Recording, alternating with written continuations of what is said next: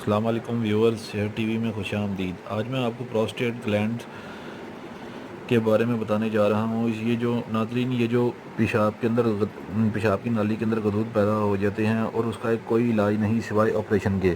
آج میں آپ کو اس کے بارے میں ایک ٹوٹکا دینے جا رہا ہوں۔ اگر آپ اس ٹوٹکے کو استعمال کریں گے تو آپ پروسٹیٹ گلینڈ کے مرض جو ہے وہ کافی حد تک اس سے کم ہو جائے گا، بلکہ ختم بھی ہو سکتا ہے۔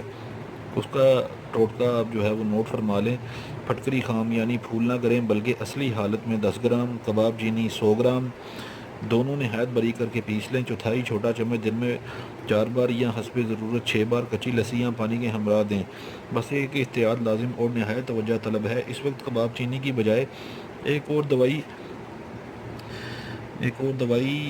ہے۔ اصلی کباب چینی کی نشانی یہ ہے کہ اس کے ساتھ ایک ڈنڈی ہوگی یا کالی مرچ کی طرح کے بیج ہوتے ہیں۔ اگر ڈنڈی نہ ہو تو ہرگز نہ لیں۔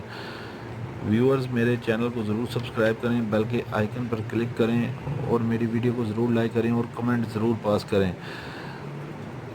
امید ہے آپ کو میری ویڈیو پسند آئی ہوگی۔ انشاءاللہ۔ السلام علیکم۔